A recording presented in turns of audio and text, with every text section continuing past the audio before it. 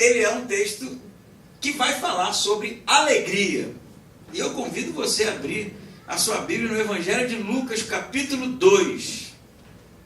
As boas novas de alegria. Lucas, capítulo 2, a partir do versículo 1. Que diz assim: naqueles dias saiu um decreto da parte de César Augusto para que o mundo inteiro fosse recenseado. Esse primeiro recenseamento foi feito quando Quirino era governador da Síria. Todos iam alistar-se, cada um na sua cidade. E José também foi da cidade de Nazaré, na Galiléia, à cidade de Davi, chamada Belém, na Judéia, porque era da linhagem e da família de Davi, para alistar-se com Maria, que estava grávida e comprometida com ele. Enquanto estavam lá, chegou o tempo de ela dar à luz. E ela teve um filho, o seu filho primogênito, envolveu-o em panos e o colocou em uma manjedoura, pois não havia lugar para eles na hospedaria. Mantenha sua Bíblia aberta, nós continuaremos a leitura. Lucas, ele é o único escritor dos evangelhos que vai situar esse acontecimento de maneira histórica, com informações históricas. Ele vai dizer aqui que sai um decreto da parte de César Augusto, o imperador romano. Ele vai dizer que Quirino era governador da Síria, e isso faz com que a gente possa situar o evento e em que momento de fato isso aconteceu. Há um certo, eu diria, debate sobre a cronologia lucana, porque o censo acontecia de 14 em 14 anos. E havia acontecido um censo datado em um período anterior a esse, em que os 14 anos ainda não haviam sido completos. Mas, se nós averiguarmos mais, nós vamos ver que, de fato, a cronologia lucana ela faz sentido, porque Quirino ele foi reeleito e ele pode ter pedido um novo censo. Enfim, há uma discussão sobre, de fato, se a cronologia e as informações históricas de Lucas estão corretas, e há aqueles que defendem que não, mas a maioria defende que sim. E ele vai datar o acontecimento, a sua história, de maneira a gente entender que era necessário José sair justamente da Nazaré, onde ele estava vivendo, e ir até Belém. Porque Lucas vai dizer para a gente que a pessoa tinha que ir até o lugar dos seus ancestrais para poder fazer o censo. O que era o censo? O censo era uma contagem romana que se fazia em todo o Império Romano, em tudo aquilo que era domínio romano, com a finalidade de cobrar impostos. Sabendo a quantidade de pessoas, a quantidade de bens que essas pessoas possuíam, e bens, você não entenda carros e casas próprias, mas eles queriam saber, na verdade, os animais, não é? Que tipo de vida, tipo de agricultura, o tipo de riqueza essas pessoas possuíam, para que depois pudesse, de fato, ter uma cobrança de impostos mais efetiva. Essa é a ideia. Então, José vai ter que sair de Nazaré. Eu acho que eu falei alguma coisa disso no domingo passado, porque Nazaré ela era insignificante.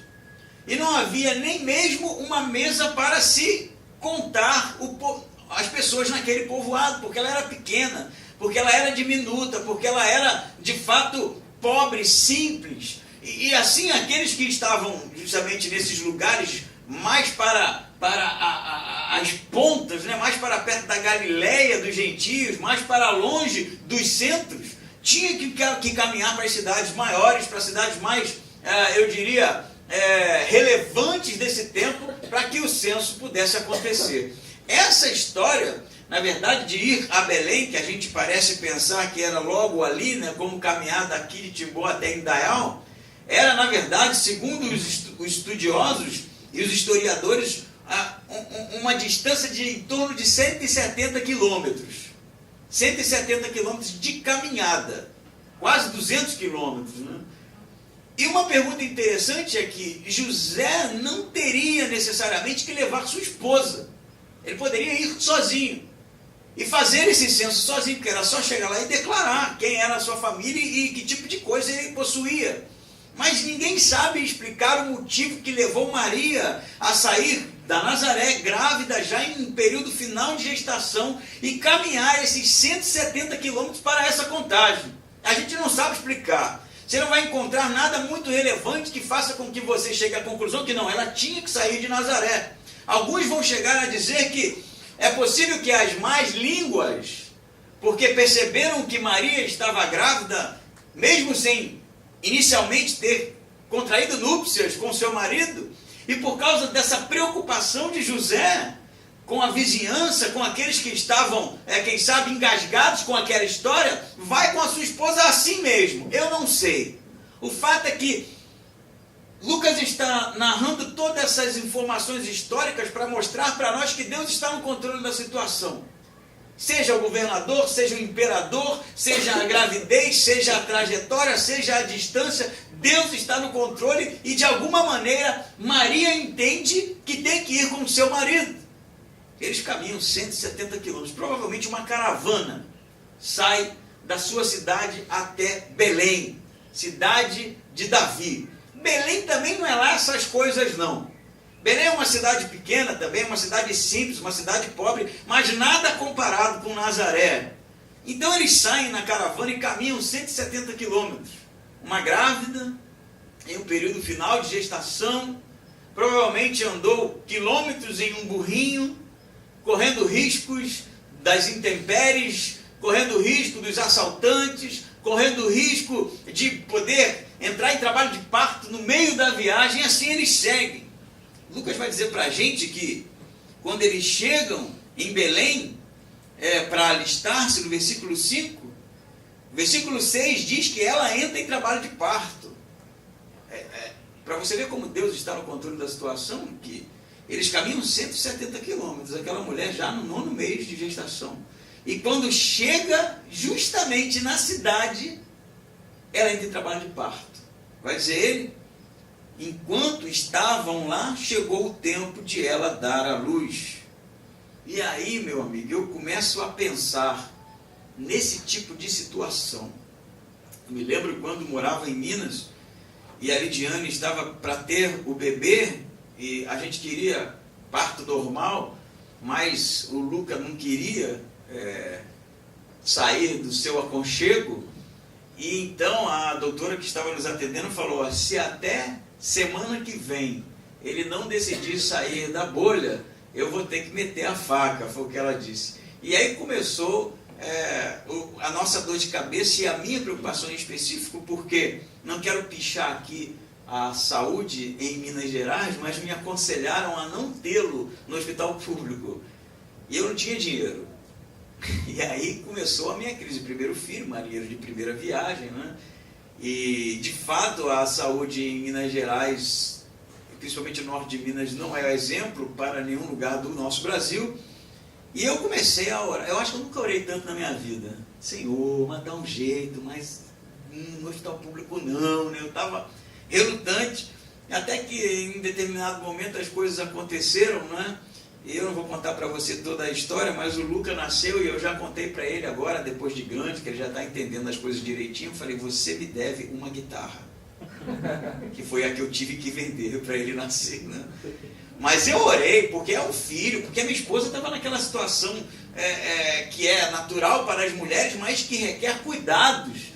E eu estava preocupado, eu queria que as coisas acontecessem bem. Você imagina José e Maria, 170 quilômetros de sol, meu amigo, 170 quilômetros em cima de um burrinho, 170 quilômetros para chegar no lugar e depois ter que voltar.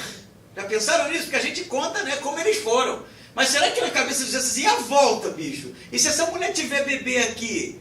Isso tudo provavelmente na cabeça dos dois, no coração dos dois, era revertido em orações a Deus. Senhor, nos ajude. Porque afinal de contas, Maria não recebia todo dia a visita do anjo. O anjo não estava lá para acalentar seu coração em cada momento de tribulação. Foi um momento só. O anjo falou que havia uma promessa, ela de fato se encontra grávida, mas não tem mais anjo nessa história. E assim seguem eles para lá.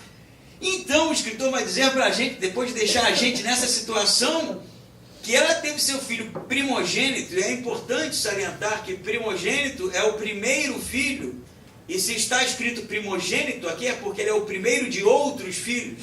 Ele não é unigênito, único filho. Ele é o primogênito, o primeiro filho. porque ela teve outros filhos, como os evangelhos não. E vai dizer que ela o envolveu em panos e o colocou em quê? Está aí na sua Bíblia? Que bonitinho, né? A manjedoura. Não é bonitinho. Eu falei isso domingo passado. A manjedoura era o lugar dos animais comerem. Era sujo. O lugar onde eles estavam, o escritor vai revelar para a gente aqui, não era na hospedaria, não era na hospedagem, porque não os receberam.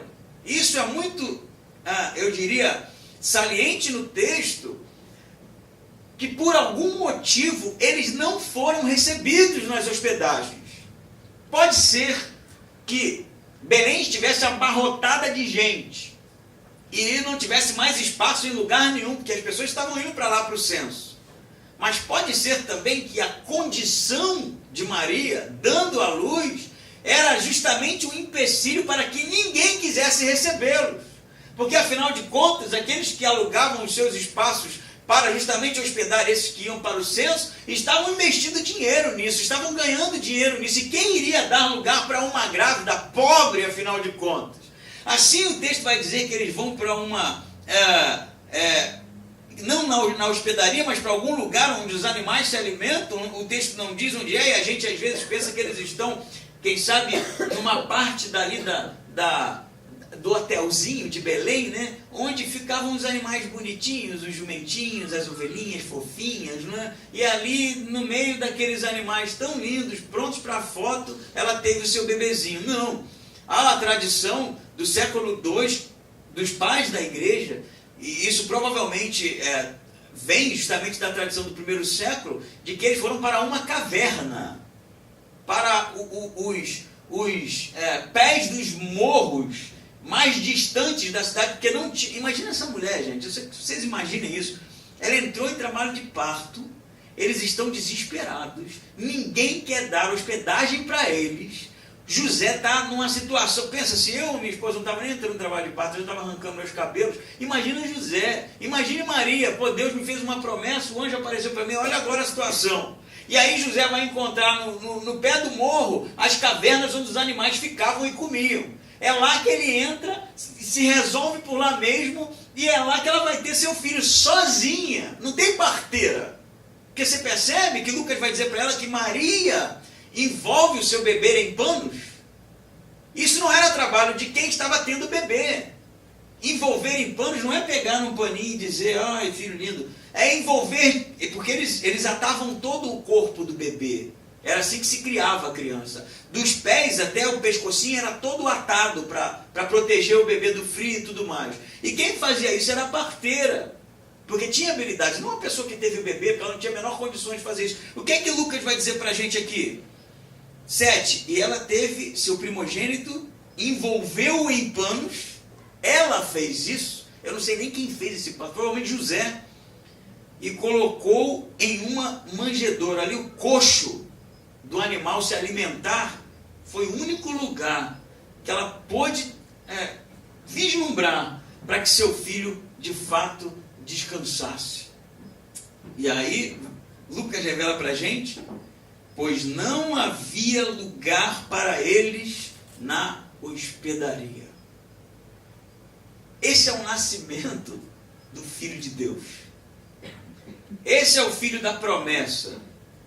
Aquele que o anjo, quando apareceu para Maria, disse que ele seria o filho de Davi, o Messias bendito, o rei esperado, aquele que veio para conquistar, para submeter os povos, o leão da tribo de Judá, aquele pelo qual, como diz João, todas as coisas foram feitas, sem ele nada do que existe teria existido, o verbo da vida, o Senhor dos senhores, em uma caverna, em um coxo de animais. Aí você deve pensar assim, quem sabe, mas Deus fez isso acontecer dessa maneira para que a gente aprendesse a simplicidade. Não, Deus não fez isso. As pessoas não o receberam. Não receberam no nascimento, não receberam na morte, porque ele foi nascido em uma manjedoura, em um coxo de animais, e crucificado no madeiro. Maldito aquele que morre no madeiro. E esse foi o fim do Cristo, do Messias, aquele por quem a gente se reúne no final do ano, por quem a gente, quem sabe, festeja, por quem a gente se alegra. O Deus feito homem, a promessa bendita do Pai, que não foi aceita pelos homens nessa terra, que foi recusado e que foi mandado para uma cruz. Essa é a história do Evangelho. Porque Deus não mandou o seu filho para morrer. Deus não mandou o seu filho para morrer. Deus mandou o seu filho para salvar. E nós matamos o filho. E nós mandamos para a cruz. E por causa dos nossos pecados e das nossas transgressões, nós não o reconhecemos. Porque o que diz a palavra? Ele veio para os que eram seus, mas os seus não o recebeu. A alegria que estava proposta no coração do Pai, o Filho da promessa, o Salvador dos homens, não foi aceito. E continua não sendo aceito até hoje. Porque quando a gente olha toda a movimentação em torno do fim de ano, quando a gente percebe a correria das pessoas, quando a gente percebe a ansiedade nas compras, quando a gente percebe tudo que é montado ao redor justamente da comemoração do nascimento do Filho de Deus, a gente percebe também que nada tem a ver com a história do Evangelho. A gente percebe também que nada tem a ver com a história do Cristo. A gente percebe também que a gente, no final da história, quando eu digo a gente, eu digo a humanidade, substituiu o Cristo da promessa pelo consumo. A gente, na verdade, não está fazendo em nada diferente do que os donos das hospedarias. Com olho, quem sabe, no lucro, com olho, quem sabe, no comércio, com olho, quem sabe, no consumo, e ignoraram aquele que era o Filho de Deus e mandaram justamente para o lugar mais distante possível do centro.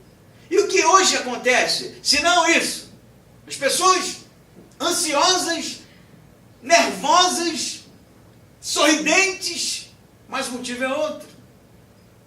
Mas não nós. Não nós.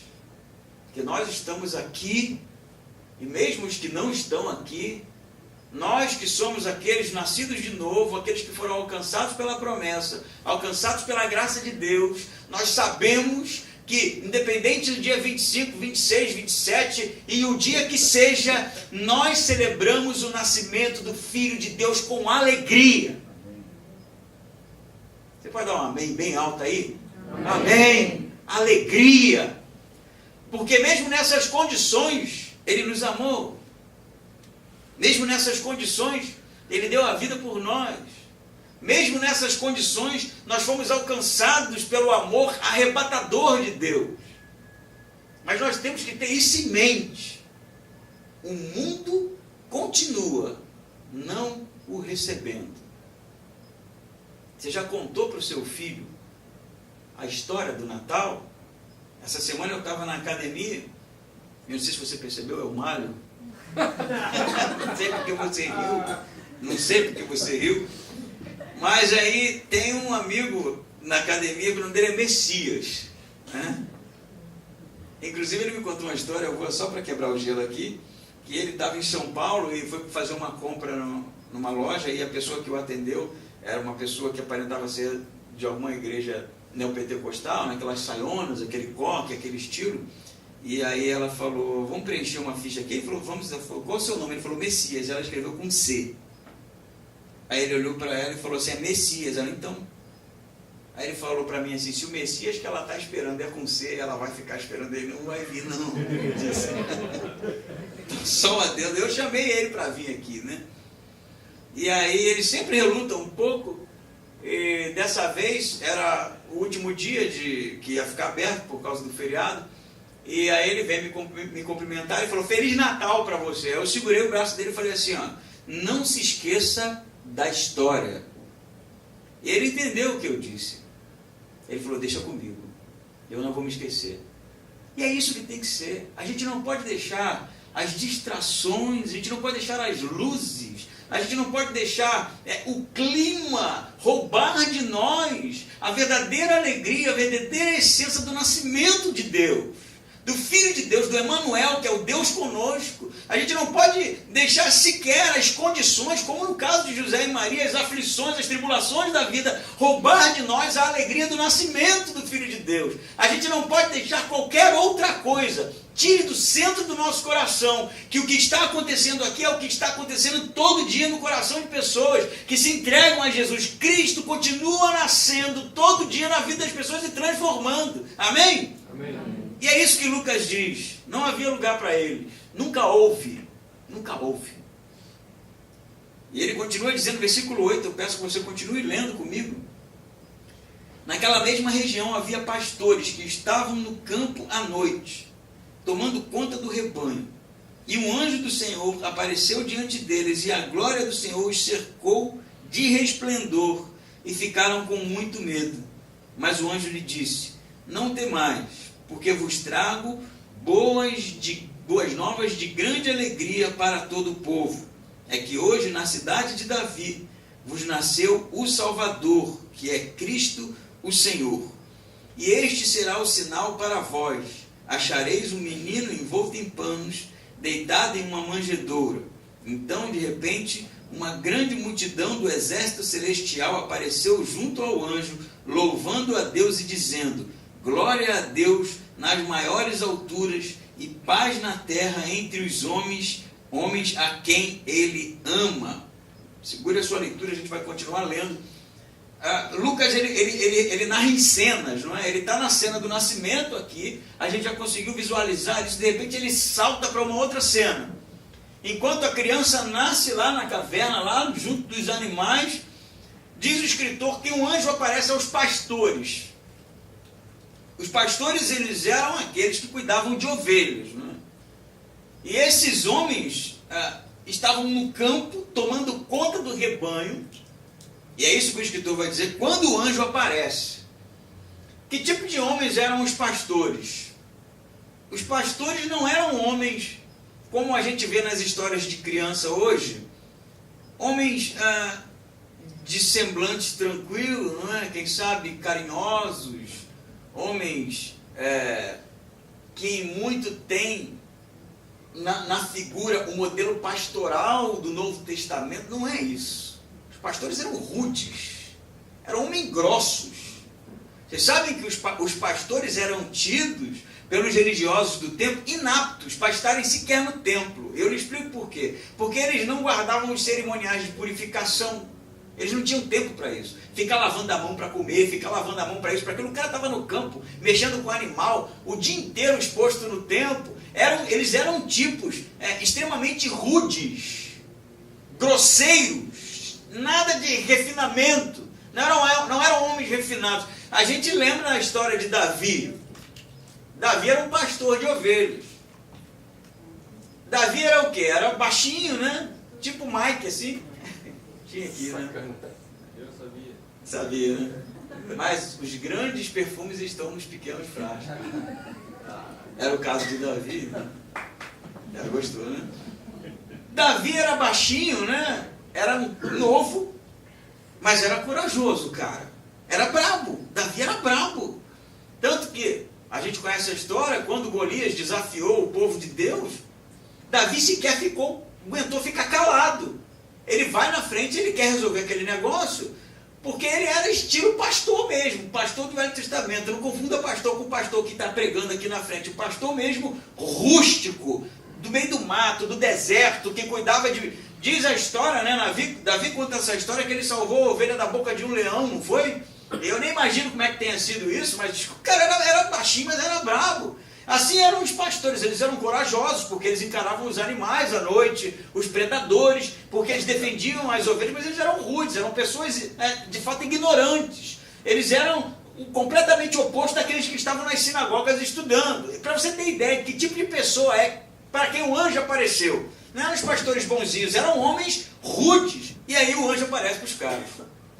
Eu torno a dizer, né, que a gente hoje tem um número muito grande de pessoas que fica vendo anjo por aí, né?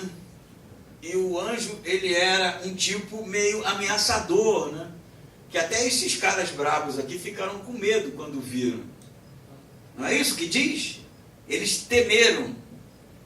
Mas Mas o anjo diz, não temais, versículo 10, porque vos trago boas novas de grande alegria para todo o povo. A pergunta do texto, por que os pastores? Essa é a pergunta. Por que para esses caras? Por que o anjo não foi aparecer aos religiosos, aos levitas, aos sacerdotes, aos escribas? Por que aos pastores? É uma pergunta que todo mundo, eu acho, se faz quando lê isso aqui. O que esses caras tinham, afinal de contas? Por que eles eram tão especiais assim? Se o texto não diz nada sobre eles, a não ser que eles estavam no campo cuidando dos pastores. Mas aí a gente se lembra que, quando Samuel estava, de fato, perguntando para Deus se Saul era realmente o rei, e aí então Deus vai dizer para Samuel, você vai então ungir um novo rei. E quem era o rei? Era alguém nobre? Não. Era alguém educado? Não. Era Davi, um pastor. Porque me parece que esse tipo de pessoa, ela não está inteiramente preocupada em seguir os ritos religiosos. Eu não estou dizendo que os pastores não guardavam as leis, não era isso. Mas eles eram uma espécie de marginalizados da época.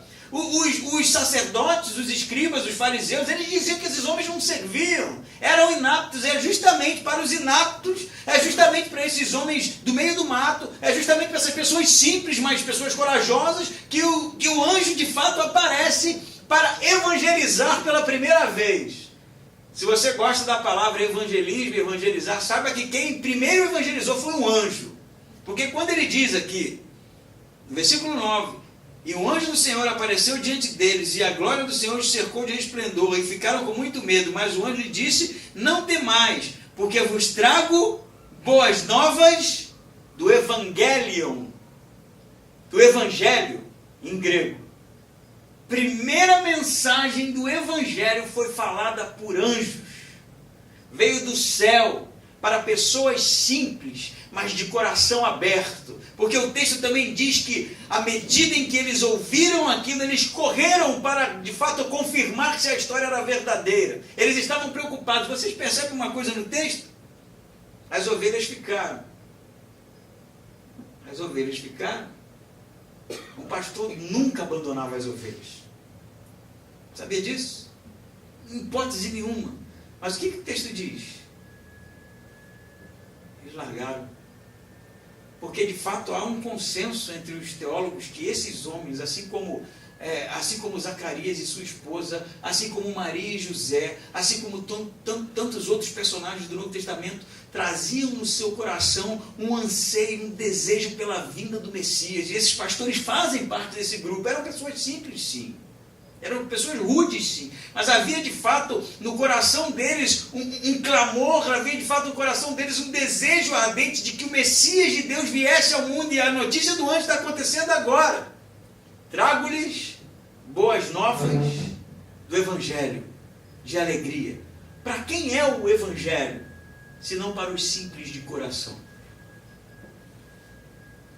Para quem é o Evangelho, se não para os pequeninos? Para quem é o Evangelho, se não para os perdidos? Se não para os pecadores? Se não para os simples?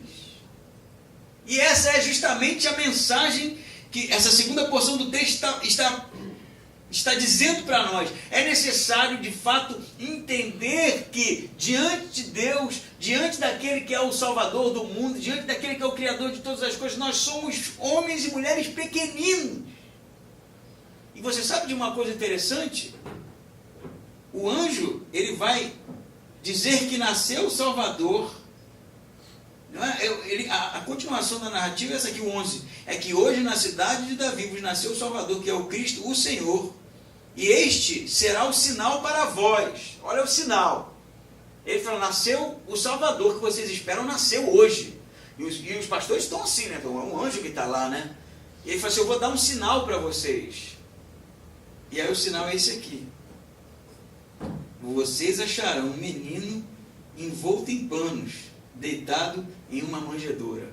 Na verdade o que ele está falando é esse aqui. O sinal é esse aqui. Vocês vão encontrar um menino enrolado em farrapos, deitado num coxo. Esse é o sinal. E aí, quem sabe, seria a hora dos anjos. Não, peraí, né? O Messias, o filho de Davi, num coxo, enrolado em trapos. Mas diz que os pastores saíram à procura e, de repente, uma grande multidão do exército celestial apareceu junto ao anjo, louvando a Deus e dizendo: glória a Deus nas maiores alturas, paz na terra entre os homens a quem Ele ama, ou a quem Ele quer bem, para que a gente saiba, através da boca de anjos, que Deus enviou seu Filho, que Deus apareceu a esses pastores, que Deus ofereceu a salvação, não porque a gente é bom, não porque a gente ama a Deus, não porque a gente agrada a Deus, mas porque Ele nos ama. Essa é a mensagem. Ele envia o Filho está assim em farrapos, está deitado numa manjedoura, mas é um coral de anjos para dizer que Deus enviou o seu Filho para os homens a quem Ele ama. A quem Ele ama a ponto de oferecer o único Filho, a ponto de oferecer o Filho nessas condições terríveis, a ponto de saber que seu Filho será lançado na cruz por homens, a ponto de saber que seu Filho vai morrer naquela cruz, mas que ressuscitará e trará salvação para todos os homens a quem Ele ama. E essa é a mensagem do Evangelho. O Evangelho não é porque somos bonzinhos, o Evangelho não é porque somos bonitinhos, cheirosinhos, porque a nossa roupa está bonitinha no Natal, porque a nossa ceia está perfumada, porque a gente fez um banquete, é porque Ele nos ama.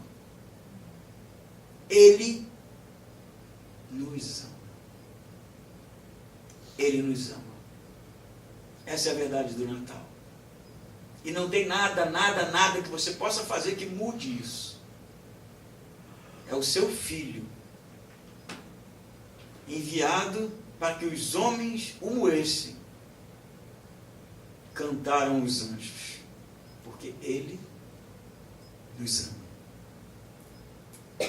A história continua e vai dizer no versículo 15: e logo que os anjos se retiraram, indo para o céu, os pastores disseram uns aos outros: vamos já até Belém para ver isso que aconteceu e o que o Senhor nos revelou. Foram então com toda a pressa e acharam Maria e José e o menino deitado na manjedoura. E vendo, contaram a todos o que lhes havia sido dito sobre o menino. E todos os que ouviam os pastores ficavam muito admirados. Maria, porém, guardava todas essas coisas, meditando sobre elas no coração.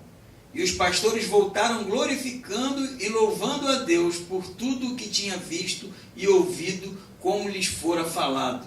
Os anjos, eles saem, depois da aparição dos anjos, e parece que eles vão catando mais gente aqui, porque quando eles contam a história, diz que todos os que ouviam a história dos pastores ficavam admirados. Então todos quem, além de José e Maria, agora tem mais gente na história. Provavelmente eles foram contando isso pelo caminho, contando, até que encontraram em uma das cavernas, que eles provavelmente saíram procurando um lugar que tinha um coxo, um lugar que tinha um lugar de alimentação dos animais, e acharam lá mesmo Maria e o bebê, e José naquele lugar, naquelas condições. Diz que eles começaram a contar maravilhados, né, que os anjos apareceram para eles, que os anjos contaram que o Messias havia nascido e que de fato eles encontraram aquela cena e que aquilo foi suficiente para eles. Eles não perguntaram a Maria se aquela história era verdade, eles não foram fazer uma pesquisa de campo para ver se de fato os dados históricos e a veracidade da história era realmente o que tinha que ser. Eles fizeram uma pesquisa, eles simplesmente aceitaram aquela palavra do anjo no coração deles, e quando encontraram Jesus deitado naquela manjedoura, eles glorificaram, estavam felizes.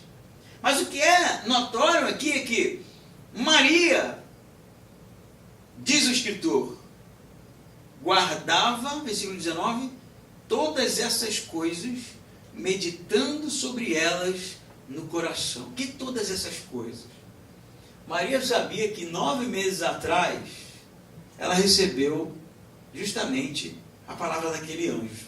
9 meses. 9 meses, velho. Você se entendeu? Já fazem 9 meses. Você sabe que uma vez eu tive uma crise renal? Eu já tive algumas, né? Toda vez que a Lidiane terminava comigo, eu tinha crise renal. Não sei que maldição era essa, né? Mas eu tive uma tão brava, que depois que eu tomei o remédio, né? Fui medicado, eu falei para mim mesmo que nunca mais ia botar Coca-Cola na boca, nunca mais ia comer semente de espécie alguma, nunca mais ia beber leite ou qualquer outra bebida com cálcio, porque aquele sofrimento foi terrível, a pior crise que eu tive. Eu quase desmaiei. Pra você ter ideia, eu vou contar isso para vocês, você não conta para ninguém não. Eu fui tomar uma injeção para dor, eu estava com tanta dor, quem aqui já teve crise renal sabe o que eu estou falando, né? E aí a enfermeira veio e deu no bumbum. E ela falou assim, vai para aquele quarto lá. Eu fui sem levantar a calça.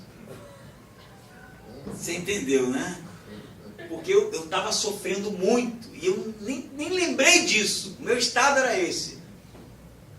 André, eu acho que eu acho que ele imaginou. Não imagina não que é pecado. Não, imaginar o pastor nessas condições é pecado. Pois é. Então, mas você sabe que na primeira semana eu não mexi em nada, não bebi Coca-Cola, senão eu sofri demais, eu nasci de novo, eu dizia, né? Esse sofrimento foi tão grande. Na segunda eu estava falando, mas não estava com tanta convicção, não, mas depois eu estava fazendo tudo de novo, cara. Mas estava fazendo tudo até a próxima crise, né? Porque a gente esquece rápido das coisas, né? Quantas vezes Deus já livrou a gente de tanta coisa, situações que a gente passou, que a gente olha para trás e viu a mão de Deus, mas aí 1, 2 anos depois a gente está reclamando da mesma coisa, volta tudo de novo, esquece, parece que dá uma amnésia na gente, a gente esquece tudo que Deus fez. Imagina a Maria, 9 meses atrás um anjo passou e falou para ela, de fato ela estava grávida. Mas você não acha que Maria, pelo menos perguntou, velho, cadê o anjo? Porque o negócio está pegando, cara. A comunidade lá onde eu vivo está falando mal de mim. Eu viajei para cá, olha a situação, eu estou aqui numa caverna, uma sujeira, uma imundícia. Cadê o anjo? O anjo me abandonou, só pode ter sido. Será que ela fez esse tipo de oração?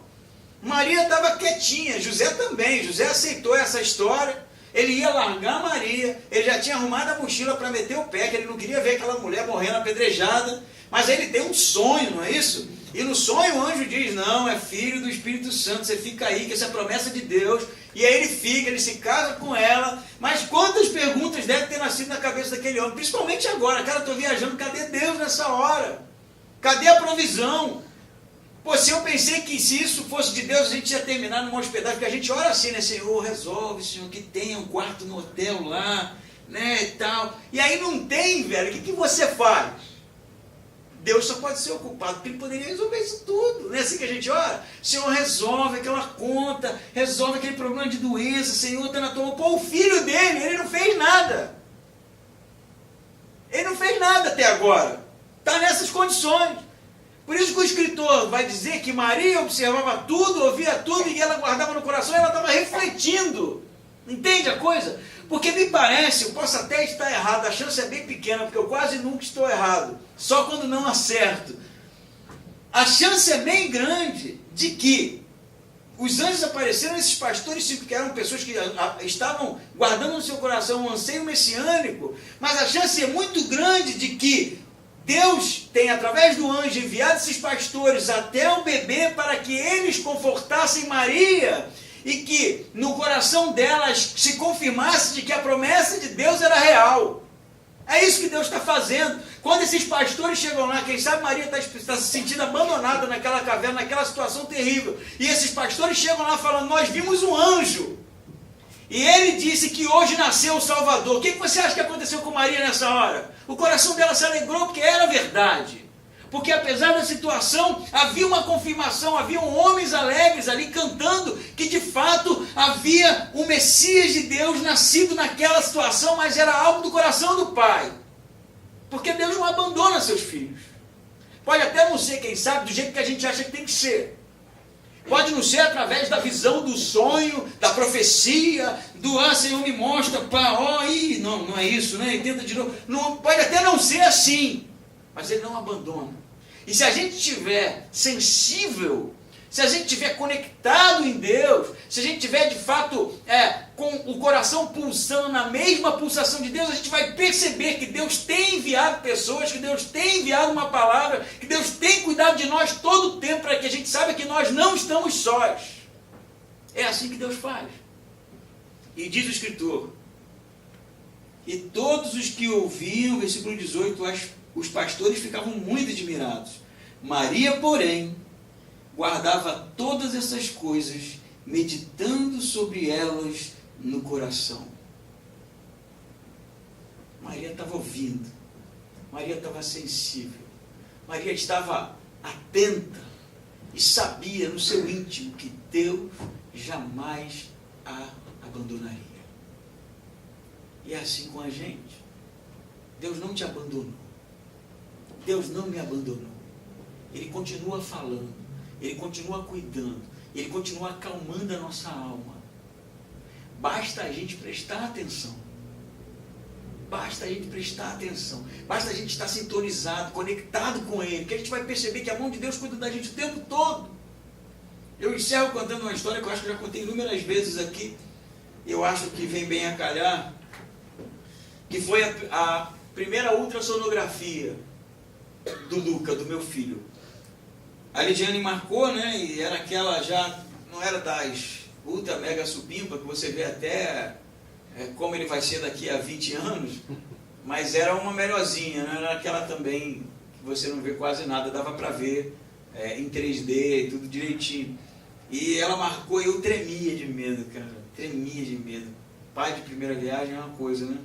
Porque eu tinha medo de que na ultrassonografia encontrasse algum defeito na criança, alguma coisa assim, sabe? Eu estava, né, naquela, como diz o Vitor, naquela pira, né? E aí foi, né? Então, quando a Lidiane deitou lá, ela passou o gel, a mulher, né, a doutora que trabalhava com isso, a médica, ela era bem simpática, bem tranquila. E ela falou, aqui papai, olha aqui o rostinho, né? Ia procurando, tá? Eu estava achando aquilo lindo, né? Olha aqui o bracinho e tal, é menino, hein? Aí fogos, né? Nada contra meninas, mas era meu sonho ter um menino e tal. E aí ela foi e falou, aqui é o coraçãozinho. E aí era tudo bem rápido, né? O coração do bebezinho é uma coisa louca, né? E eu fiquei, meu Deus, é assim mesmo? Falou, que é pequenininho, mas bate tão veloz assim. E eu saí de lá, né, pensando justamente como Deus era bom, meu filho era saudável, não tinha nada de errado. Mas eu saí com aquela imagem do coração palpitando muito rapidinho, né? E o meu não estava naquela velocidade, mas estava quase, né? Quando ela começou a passar lá o aparelho, eu comecei a ver o bebê. Mas a minha pergunta foi como o nosso coração palpita, né? Desde pequenininho. E a gente tantas vezes tem um coração que palpita por tantas coisas, né? Tantas e tantas coisas. Mas parece que o coração de Deus também tem um palpitar. E o desejo de Deus é que o nosso coração pulse na mesma intensidade que o dele. Quando a gente conseguir sincronizar o nosso coração com o coração de Deus, a gente vai perceber como Maria, guardando as coisas no coração, sabendo que Deus não nos abandona. Alegria. É chegado o Filho de Deus entre os homens. Amém? Vamos orar?